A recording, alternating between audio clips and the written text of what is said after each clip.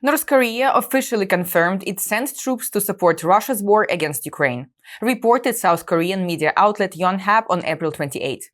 According to state-run North Korean news, soldiers from the DPRK military were deployed to Russia by order of leader Kim Jong-un under a mutual defense treaty signed with Moscow during Putin's visit to Pyongyang in June 2024. North Korea's participation in the war in Ukraine is a clear violation of the UN Charter and Security Council resolutions and constitutes an illegal act. North Korea's official acknowledgement of this involvement is in itself an admission of criminal act. In response, our military strongly condemns these inhumane and illegal acts together with the international community. However, the North Korean outlet insists that this deployment fully conforms with the United Nations Charter and other international laws. Meanwhile, the Russian Defense Ministry's Zvezda TV channel released footage of North Korean soldiers preparing to fight in the Russian army. The truth cannot be concealed. Sacrificing North Korean youth for the regime's survival is an inhumane and immoral act. The government calls for the immediate withdrawal of North Korean troops and makes clear that if the current military collusion between North Korea and Russia continues, we will not stand idly by, but will respond firmly in coordination with the international community. The news comes just 2 days after Russia's top military officer General Valery Gerasimov also confirmed North Korean participation in combat during a video conference with Putin. In the call, Gerasimov is praising their role in retaking Kursk, according to Russian state media on April 26. Previously, Russia had denied the presence of North Korean troops on the battlefield, though Western intelligence agencies and South Korean officials reported evidence of North Korean involvement. Ukrainian forces are maintaining active defensive operations in designated areas of Russia's Kursk and Belgorod regions.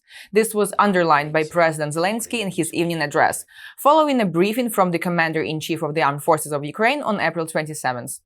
He also stressed that Kyiv is keeping its position strong, so that Ukraine has every opportunity for proper diplomacy, and called for stronger international efforts to exert pressure on Russia. The Russians talk a lot about their alleged readiness to accept American proposals, but so far, there have been no signs of the Russian army preparing for real silence. On the contrary, since Easter, the occupier has resumed its usual assault activity, of course, at the cost of significant losses. The Russians are trying to advance, and every day of such battles at the front proves that Russia is really trying to deceive the world, to deceive America and others, and to further prolong this war. And that is why we need pressure. US President Trump commented on his meeting with President Zelenskyy, stating it went well. Speaking to journalists in New Jersey, Trump once again stressed that he was disappointed with Russia and its continued attacks against Ukraine. I think the meeting went well.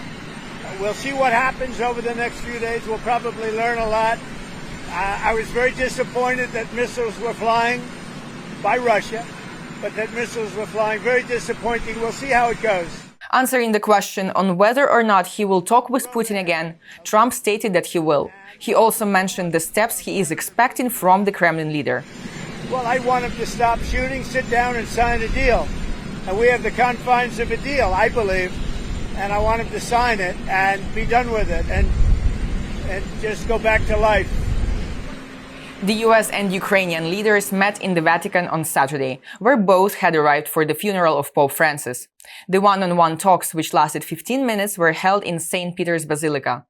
Zelenskyy called this meeting a symbolic event that has the potential to become historic if they achieve common results.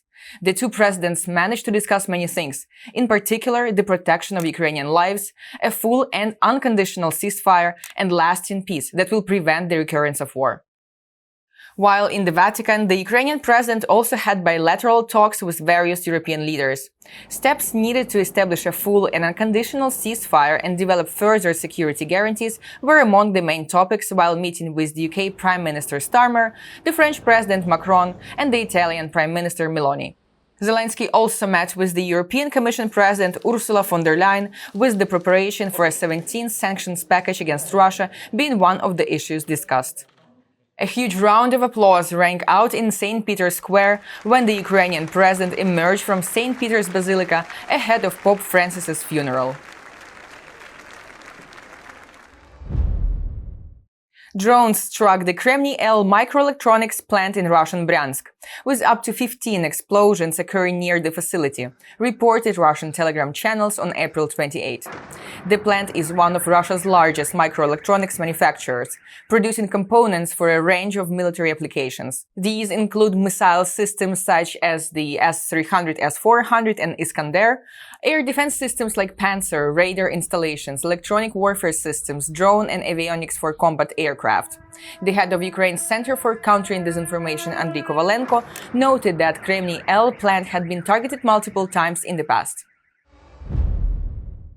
11 Russian cruise missiles were successfully intercepted during a single engagement lasting less than 2 minutes.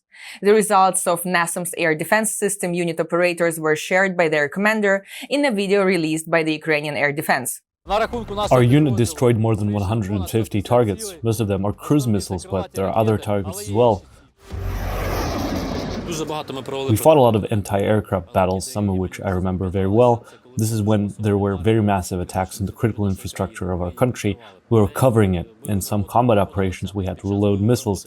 We probably broke all the records of other countries in terms of reloading speed, and we're ready to do it all the time in order to defend our country, if only we had missiles. The hero of Ukraine, Kyrylo Peretyatko, stressed that the system is not capable of intercepting ballistic missiles, as its radar cannot lock onto such targets. He also addressed Russian disinformation claims, stating that Ukrainian air defense operations do not cause civilian casualties or infrastructure damage. According to Peretyatko, the AIM-120 AMRAAM self-destructs midair if it misses a target and does not have the explosive power of Russian ballistic missiles. Ukrainian drone pilots rescued their brothers-in-arms from Russian captivity in a unique operation conducted in the Sumy direction. On Monday, the 1st Separate Siversk Tank Brigade released drone footage of the rescue. The State Border Guard Service had spotted 3 Ukrainian defenders being captured and escorted by Russian soldiers. According to the UAV operator who took part in the operation, 2 drone crews flew out immediately following intel received to try and rescue the captives. Although the distance was tiny between the Russian forces and the captured Ukrainian defenders, the drone operators managed to separate the group and eliminate Russian personnel. Next, using the onboard drone lights, the UAV pilots directed the rescued Ukrainian soldiers towards safety. The Siversk Brigade noted that this operation was a confirmation of the superiority of drone warfare and a shining example of non-standard yet effective battle tactics of the 21st century. The death toll from the Russian attack on Kyiv on April 24th has risen to 13. A 45-year-old man who suffered severe burns as a result of Moscow's strike has died in hospital. This was reported by the head of the Kyiv Regional Military Administration, Timur Tkachenko. He stated that the man is survived by a minor daughter and a 6-year-old adopted grandson.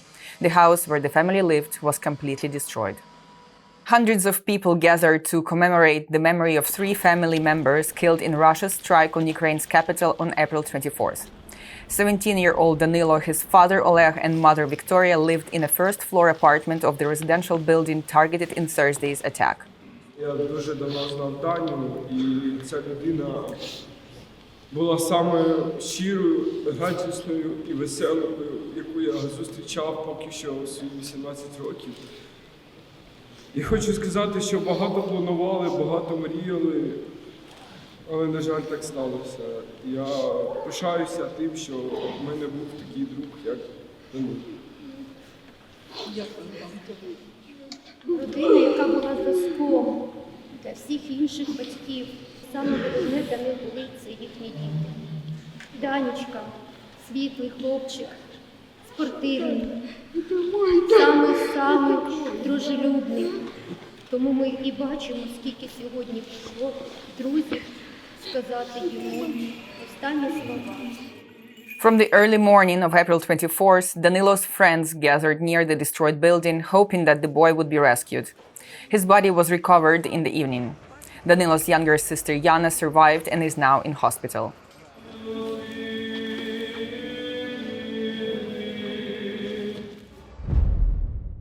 Russian leader Putin announced a ceasefire in Ukraine to take place during the celebration of the 80th anniversary of Victory Day, according to a statement from the Kremlin press service issued on Monday.